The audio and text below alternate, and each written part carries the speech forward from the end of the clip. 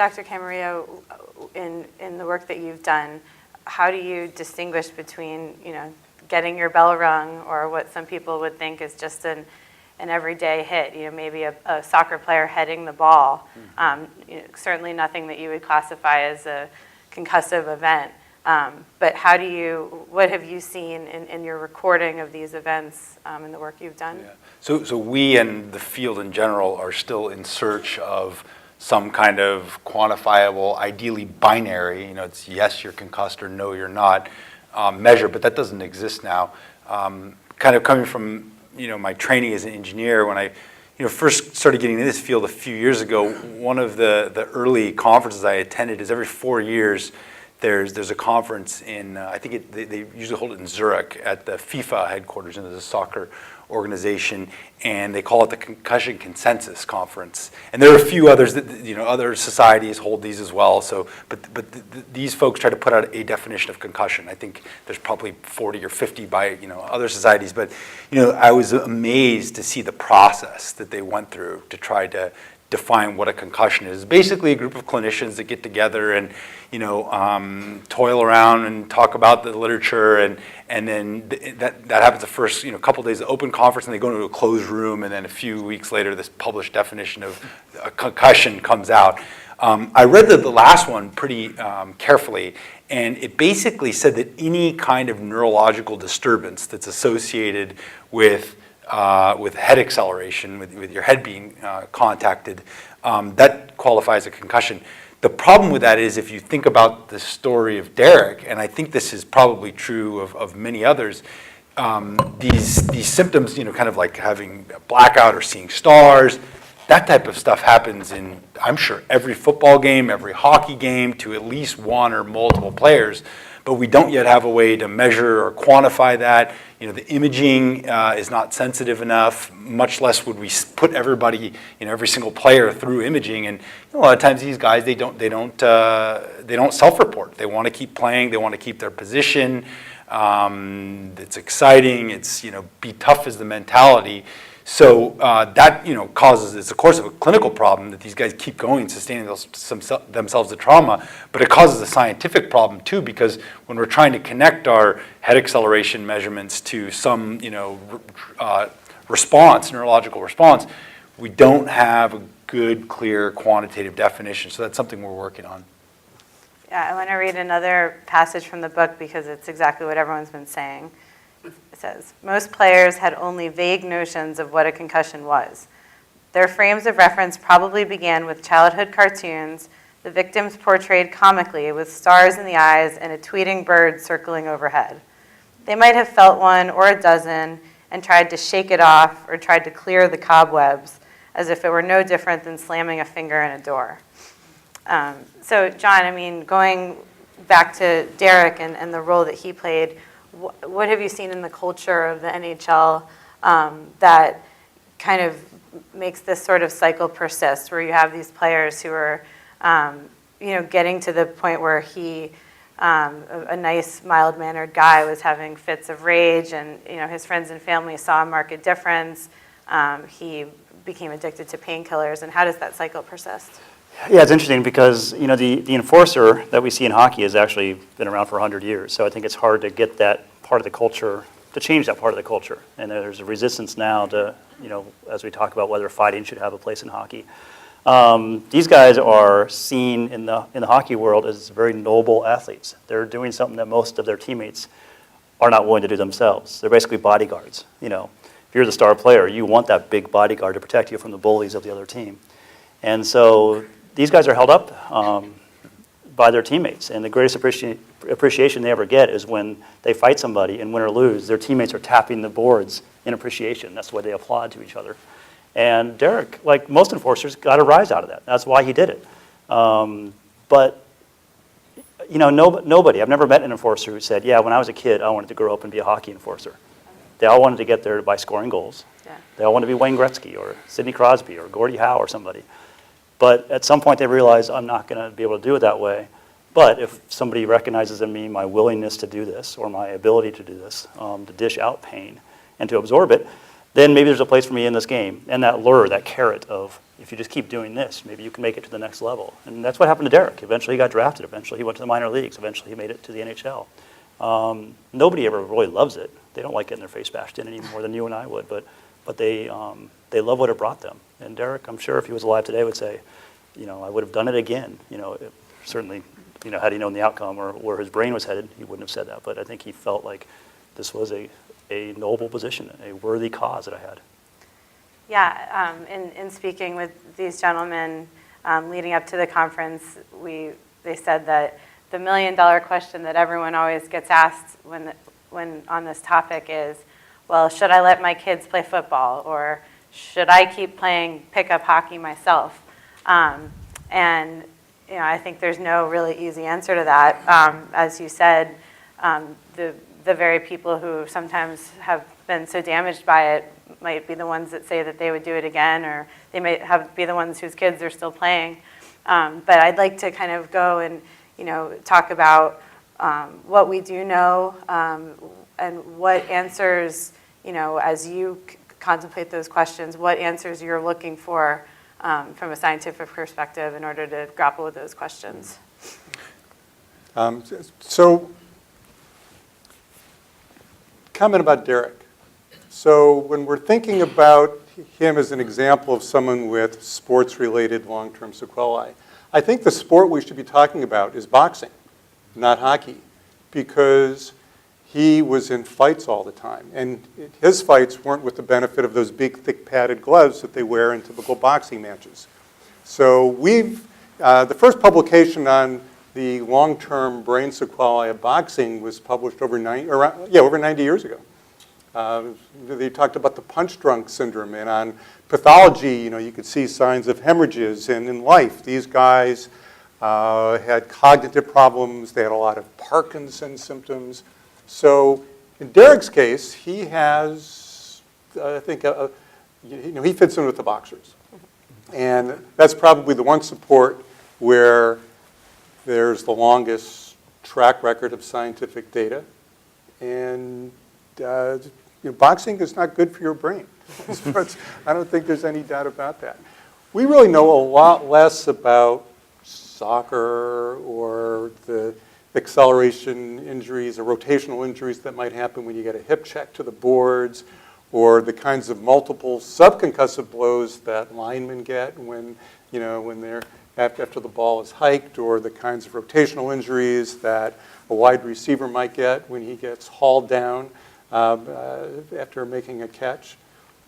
We do know that there are 50, 60 football players who are on record as having died. Their brains have been donated to science, and they have evidence for what is called chronic traumatic encephalopathy, which is a neurodegenerative brain disorder associated with abnormal accumulation of misfolded tau proteins. Really. All these neurodegenerative diseases are associated with misfolded proteins.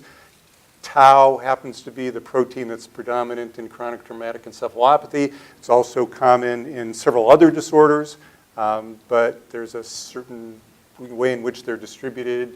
So we know that it can, playing football, playing hockey, being in sports where your brain is getting knocked around. One of the people who in this brain series was someone who worked in a circus and was being blown out of, a midget who was blown out of cannons. So there are lots of different ways of having your brain bounced around, and so we know that it is conceivable, it is possible for this to be associated with a neurodegenerative disease later on in life. That's what we know. What we don't know is what the real prevalence of this. There are 1 million high school kids playing football every year. How big of a risk is this? We don't really know. So we don't know the prevalence. We don't know what the risk factors are. Is there something about how many subconcussive and concussive blows are there? Is it whether they're acceleration, deacceleration, rotational forces? We're really relying on you to give us some insights on that one.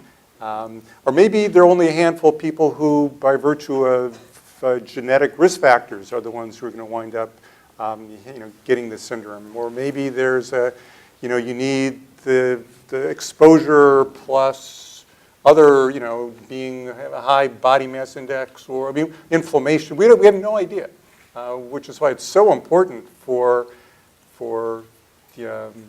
this to be I think a national science priority. We've known about this syndrome for less than 10 years in football players. So I think we're just at the beginning of the discovery phase for the science. Part of the reason that the science has moved so slowly up to this point, specifically when you talk about chronic traumatic encephalopathy, which is this misfolding tau that I think was Derek's problem, it's a post-mortem diagnosis. In other words, you have to be dead, they section your brain out, they stain it, and that's how they know if you had the disease or not. So in fact, in this group at Boston University, it has the biggest brain bank, and they've evaluated a bunch of these NFL and NHL players. They also had a paper recently, a couple of years back, where they evaluated even some younger folks. There was, I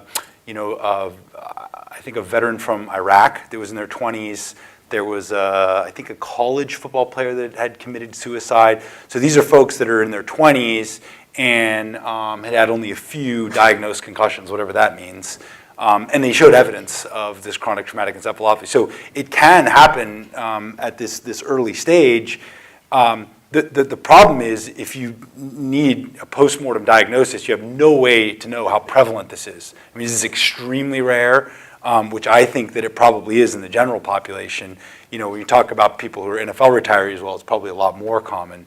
But some of the imaging work that Dr. Kramer mentioned, where you can get kind of an in vivo assessment of this disease, may help us figure out how common the problem is. But the question you raised, I think you can think about it on two levels. One, what should we allow our kids to do? And another, what should we, pay tickets and watch TV for professional athletes to do? And I think those are different questions. The fact that boxing very clearly, having some severe cognitive deficits, high schools, some of you may remember, they used to have boxing in high schools. They don't do that anymore. But there still is professional boxing. So, when we find out, and I don't know if we will in the case of soccer, maybe we will in football, I don't know, that there's risk, and it's significant, then, there's a set of decisions that we should make about our kids. But, there's only maybe 1,000 people that play in the NFL. I imagine the NHL is similar. Not a lot of professional boxers. To me, this is more of an ethical question of, should we sit back and watch, people being brutalized for our entertainment? Public health-wise, it's a few number of people. But I think that question is worth asking as well. Thinking about, the last 10 years, how have you seen people's mindsets change in that regard? I mean, I feel personally like it's a little harder to watch the same football hits that I used to say, oh, that was awesome, and now I feel a little guilty for having seen it. Is that something that you've seen reflected, and even in your work with teams and in your reporting? Pop Warner, which is kind of your children's level football, the enrollment's down. So moms and dads are making decisions to hold their kids out. Gosh, are the NHL and the NFL having fewer viewers? I wouldn't think so. I don't know. No. Yeah, so it might be, a similar thing where we're willing to let the elites beat themselves down. But, even in the absence of information, I know in the case of football, the enrollment is going down. I would say two things. One, you notice that the NFL no longer sells like those greatest hits videos. You used to, see those on TV or in the back of magazines all the time. The greatest. Exactly. So I think they're trying to at least give the impression that we're not going to advertise or promote this game with the violence. There have also been some very significant rule what changes, which I think are a real plus. Again, in the absence of hardcore empirical data to say we should or shouldn't be doing this, they make a lot of intuitive sense. College football, the NCAA moved where you do the kickoffs further up so that there are more kickoffs that go into the end zone, and the NFL followed suit so that there are fewer runbacks. Because it's those special teams that seem to have the highest burden of concussions. The trainers are much more alert and pull players out when there's even the slightest concern about a concussion. So the return to play rules are much more stringent. No longer is the, oh, man up, shake it off, and get back out there. And this is particularly important for high school football. So high school football trainers will keep a kid out for not only the rest of the game, but more than one game until they're cleared by a physician. I was talking to people today, actually. There's some schools, high school football teams that have been unable to finish the season because they didn't have enough players left. Most of them are small schools. They didn't have a lot of players to begin with.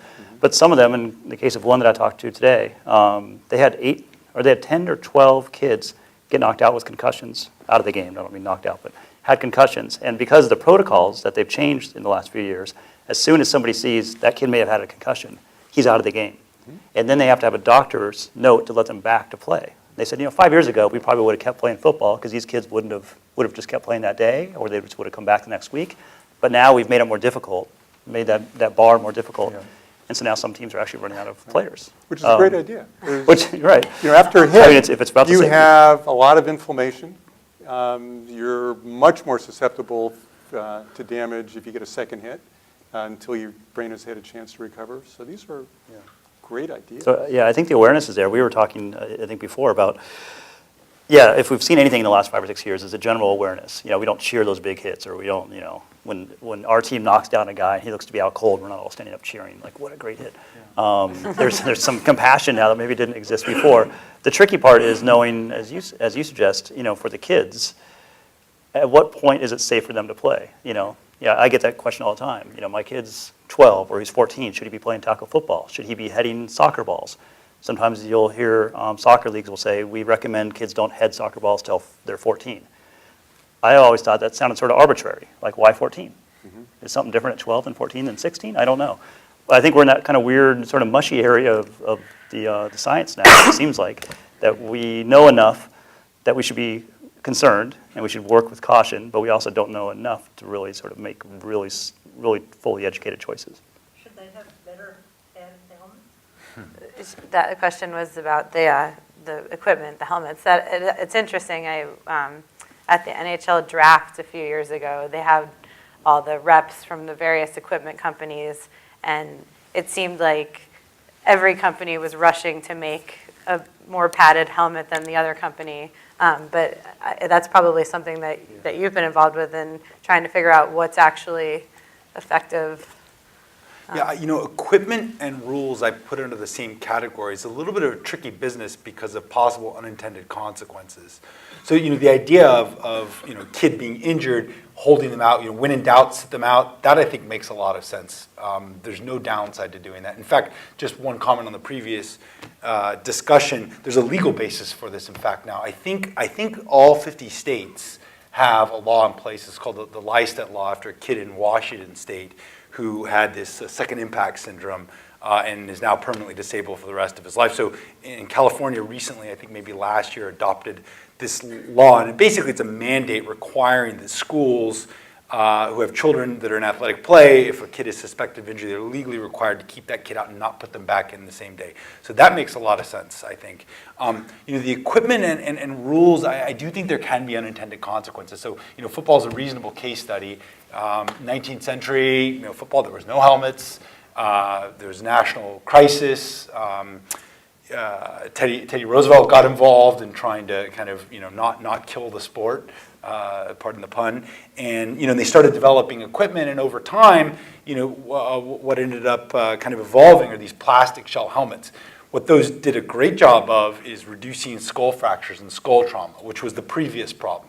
But what they may have made worse is brain trauma that is not caused by kind of focal forces to the skull, but more your brain sloshing around inside of your skull. Face mask might have even been a worse invention. Protects you from breaking your nose, but allows you to use your head even more so as a weapon. So is there opportunity for equipment that can have a positive effect and without drawbacks? Probably so. The problem is, if you don't take a scientific approach, and let me tell you, and I'm familiar with the companies that develop these products, and they will admittedly tell you that these things aren't based on science. They come up with an idea, convince the governing bodies, and then they sell a lot of product. But it's tricky.